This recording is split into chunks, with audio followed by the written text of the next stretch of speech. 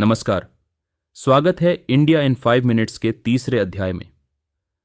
अब तक हमने जाना कि भारत कैसे गोंडवाना से अलग हुआ और कैसे यह भूमंडल पर अकेला तैरता हुआ उत्तर की ओर बढ़ा।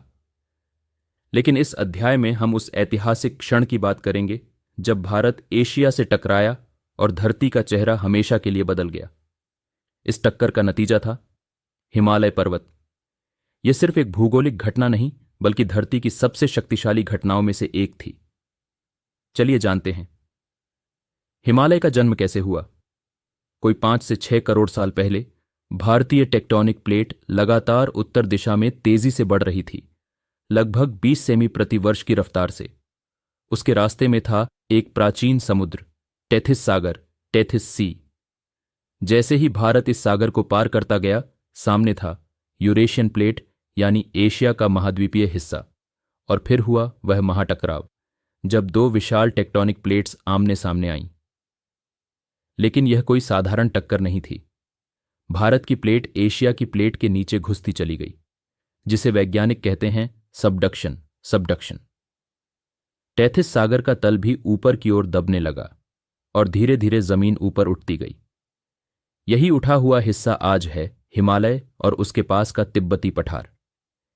इस टक्कर ने धरती के सबसे ऊंचे पर्वतों को जन्म दिया, जिनमें है माउंट एवरेस्ट, कंचनजंगा, नंदा देवी और कई अन्य शिखर।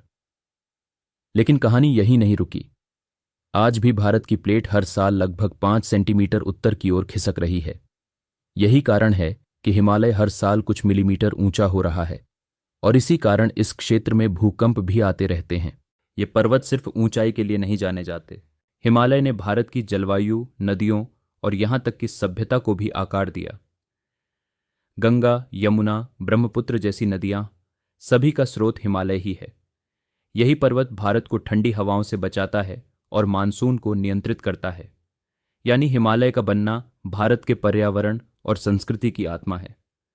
तो दोस्तों, भारत की एशिया से टक्कर ने हमें केवल हिमालय नहीं दिए, इसने हमें जीवनदायिनी नदियां, जलवायु की स्थिरता और एक अनोखा भूगोल दिया। यह टक्कर आज भी जारी है। हिमालय हर साल थोड़ा और ऊंचा होता जा रहा है और धरती का यह जादू हमें बार बार चौंकाता है। तब तक चैनल को सब्सक्राइब कीजिए, वीडियो को लाइक और शेयर कीजिए और जुड़े रहिए इंडिया इन 5 मिनट्स के साथ। धन्यवाद।